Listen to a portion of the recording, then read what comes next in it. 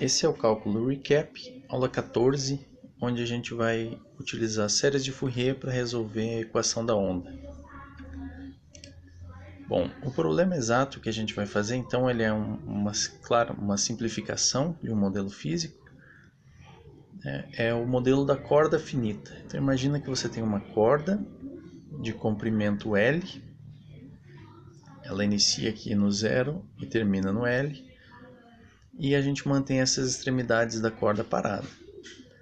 Então agora a gente movimenta essa corda, causa uma deformação nela, então essa linha azul estaria representando a corda deformada, né? Quando a gente puxa a corda para cima, por exemplo, e as flechas vermelhas estão representando a velocidade. Então, digamos que eu puxasse a corda, né? Eu gero uma velocidade em cada ponto vertical, e então é a velocidade e a posição da corda em cada ponto. O problema que a gente vai resolver então é como que essa corda vai se comportar, como que ela vai vibrar. Aqui na equação da onda, U representa a altura no ponto x e no instante t. U é uma função de duas variáveis, x e t.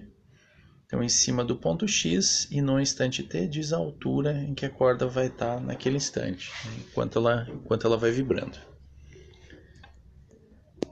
Se a gente não estiver perdendo energia para resistência de nenhum tipo, a equação que rege esse movimento é a segunda derivada de U em relação a t igual a c ao quadrado vezes a segunda derivada de U em relação a x. Além disso, a gente tem as condições de que a corda está parada no ponto inicial, está parada no ponto final. E a gente precisa conhecer U de x0. Então, U de x0, veja, a gente está fazendo t igual a 0. Então, isso é a posição da corda no instante inicial, né? Então, se eu fizer o t igual a 0, para cada x, eu estou dizendo a altura que a corda vai estar afastada do eixo x. Isso eu tenho que conhecer, então isso é uma função dada f de x. Além disso, eu conheço a derivada de U em relação a t, então a variação na posição vertical em relação a t. Então eu tenho que conhecer a velocidade. Esse ut de x0 está representando a velocidade com que a corda está se movendo para cima ou para baixo nesse instante t igual a 0.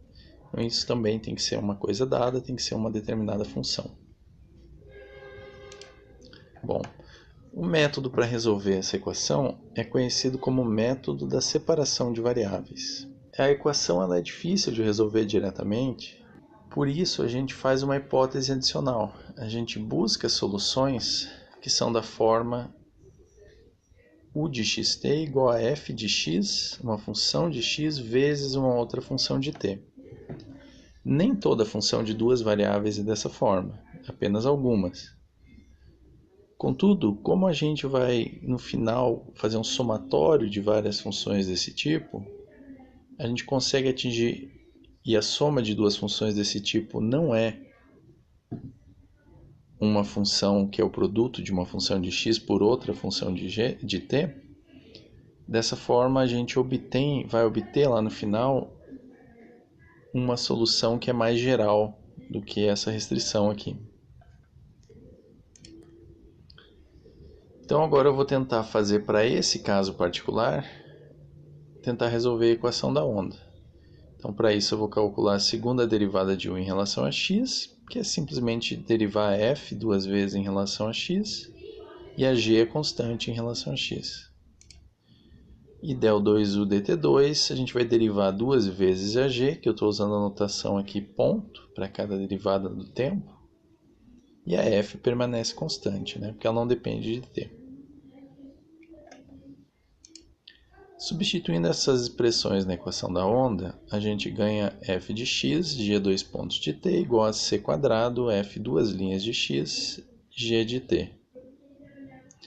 Agora, nisso aqui eu posso passar o f desse lado, do lado esquerdo para o lado direito dividindo, e c quadrado g de t do lado direito para o lado esquerdo dividindo. De forma que a gente obtém F duas linhas dividido por F igual a G dois pontos dividido por C quadrado G. Agora percebe o seguinte, nessa igualdade. No lado esquerdo só tenho coisas que dependem de x.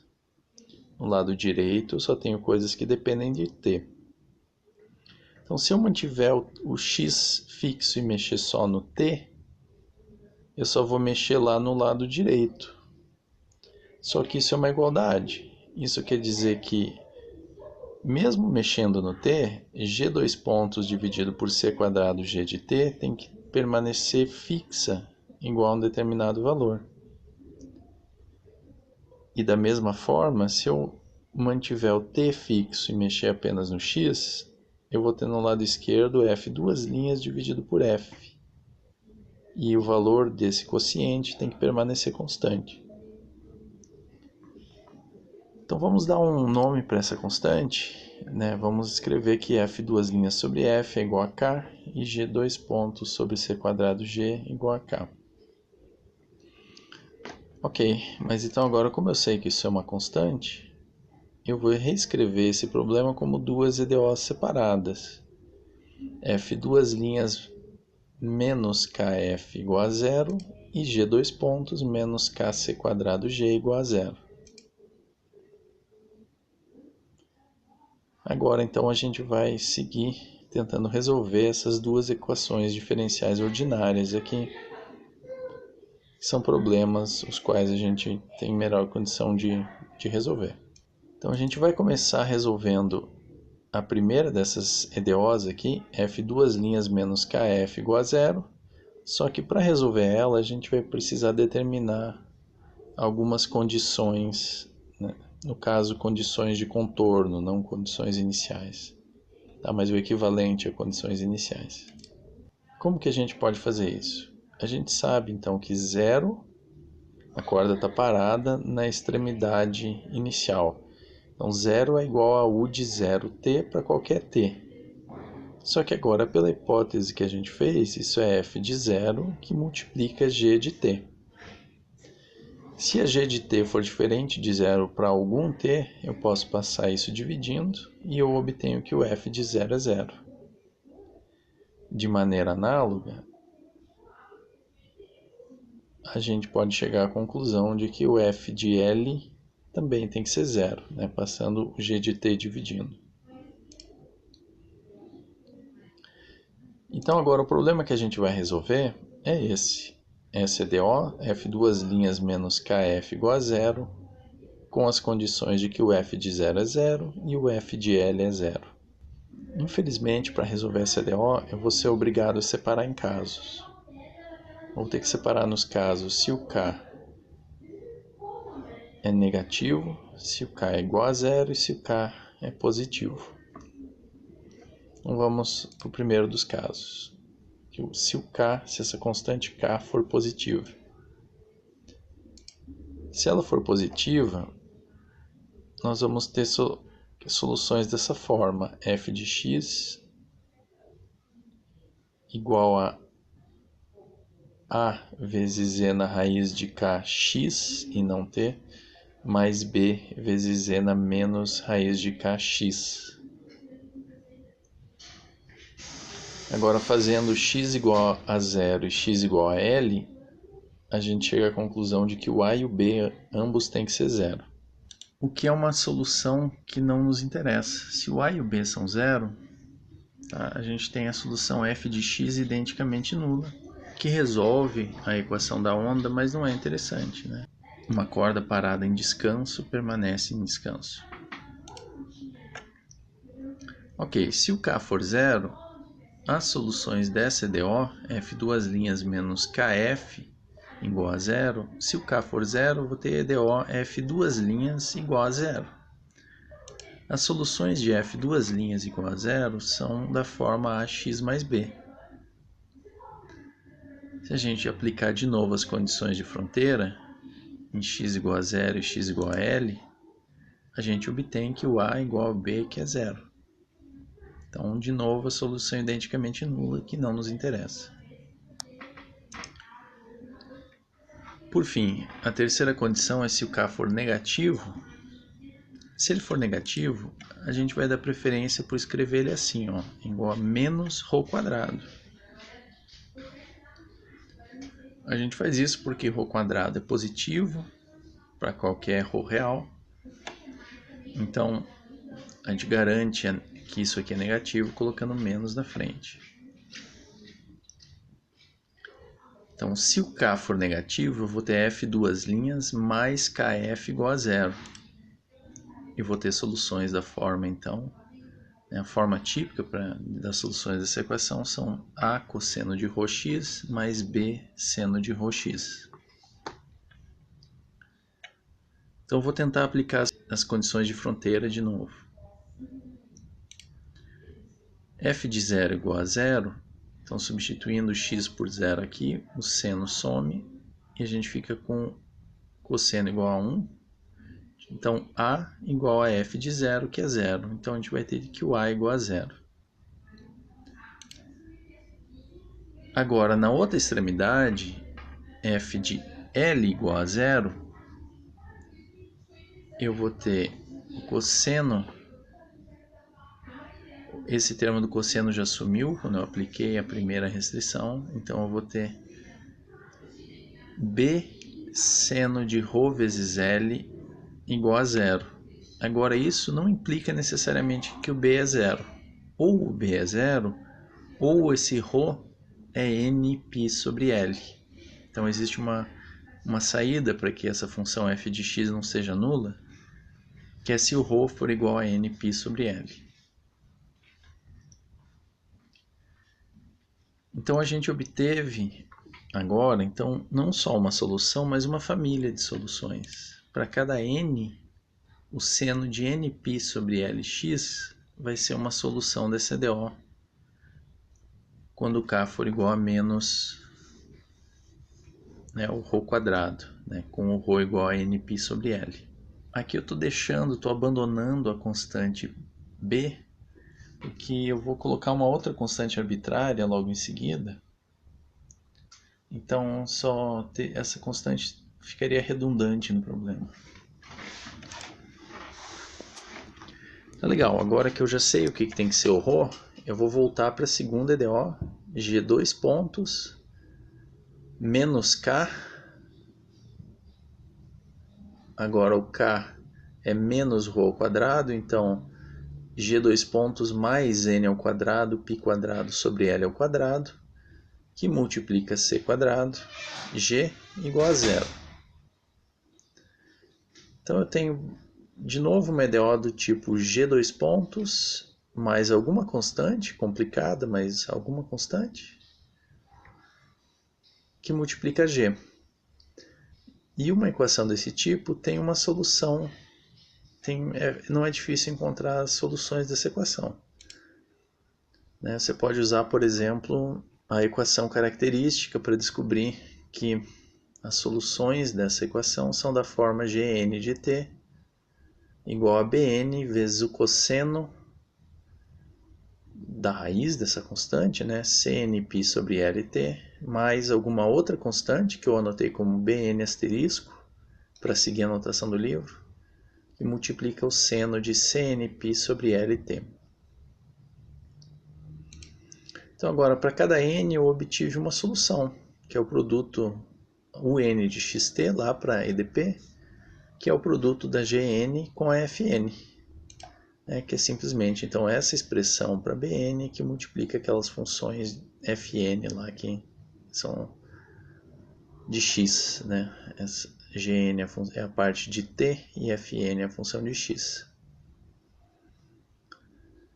Aonde aqui a gente está, para encurtar a nossa notação, colocando esse símbolo lambda n no lugar de Cnπ sobre L. Então, o símbolo lambda n significa Cnπ sobre L. Agora, como a minha EDP é homogênea, eu não tenho nenhuma força externa agindo, a gente espera que somar duas soluções produza novamente uma solução. A gente espera não, a gente sabe que a soma de duas soluções de uma equação homogênea de novo resolve a equação homogênea. E a gente espera que o somatório de n igual a 1 até o infinito dessas soluções, né, se eu somar essas UNs para todo n, eu também obtenho uma solução.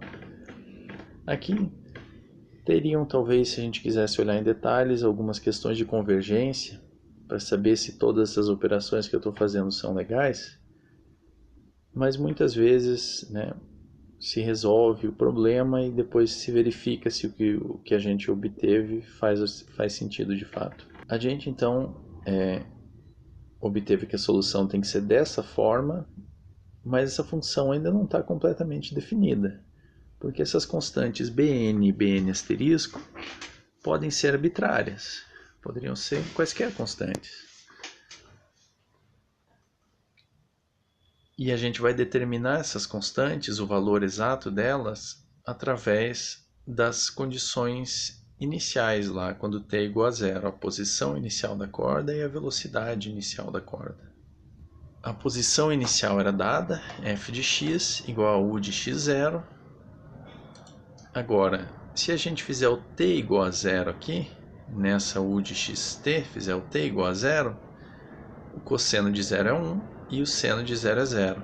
Então vai sobrar somente o somatório de Bn que multiplica o seno de nπ sobre Lx. O que isso quer dizer? Isso quer dizer que essas constantes Bn são os coeficientes da série de Fourier de senos da f. Porque eu estou escrevendo a f como uma série de senos. E existe uma única forma de escrever ela como uma série de senos, que é através dos coeficientes da série de Fourier. Dessa forma, a Bn vai ser dada, a constante Bn é dada pelo enésimo coeficiente da série de Fourier de senos da f, que é 2 sobre L, vezes a integral de 0 até L de f de x, seno de nπ sobre Lx dx. Agora, de modo análogo, g de x é a velocidade, o t, de x0, no instante zero, no instante inicial. Agora, derivando essa equação aqui em relação a t, o cosseno vai virar menos o seno, e vai sair o lambda multiplicando. Quando eu aplicar em t igual a zero, esse termo vai sumir, então, porque vai ter o seno de zero. E derivando o seno, eu vou obter lambda n cosseno. Quando eu aplicar em t igual a zero, vai me dar 1. Isso quer dizer que a ut de x0 vai ser o somatório de n igual a 1 até infinito de lambda n bn asterisco seno de nπ sobre Lx. Isso quer dizer que agora lambda n que multiplica bn asterisco, essa coisa toda aqui, esse produto desses dois caras, vai ter que ser igual à série ao coeficiente enésimo da série de Fourier de senos da G. Ou seja, isolando Bn asterisco, ele tem que ser igual ao coeficiente da série de Fourier da G multiplicado por 1 sobre lambda n. Então a gente ganha 2 sobre Cnπ vezes a integral de 0 até L de G de x seno de nπ sobre Lx dx. O método da separação de variáveis, então, ele é um pouco... A aplicação direta da fórmula que a gente vai ver em seguida, que é o que advém do método, é muito mais rápida. Só que o método ele é importante, por quê?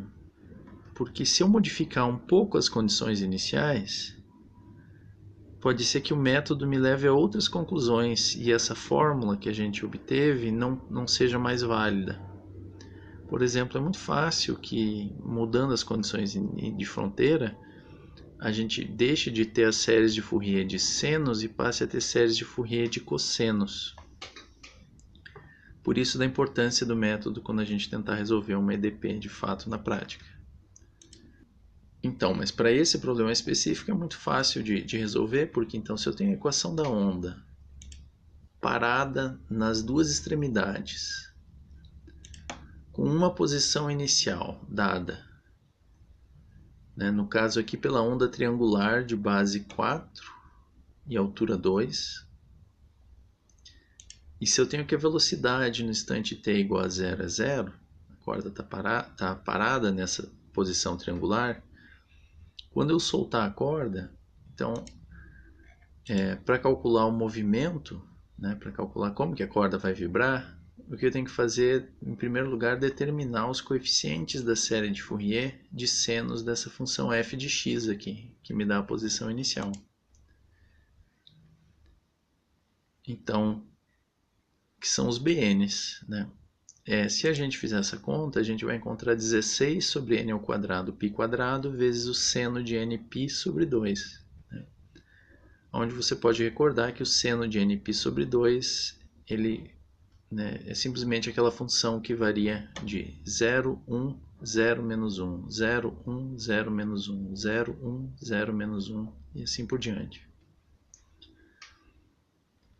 Então agora, a solução da equação da onda é só você, para essas condições iniciais específicas, é só você pegar esses coeficientes e colocar lá na fórmula. Então eu tenho esse coeficiente que multiplica o cosseno de nπ sobre 2t vezes o seno de nπ sobre 4x.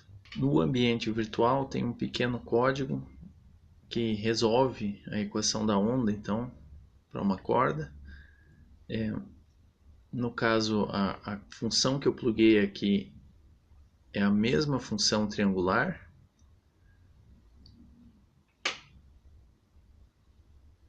que vale x de 0 até 2 e 4 menos x de 2 até 4.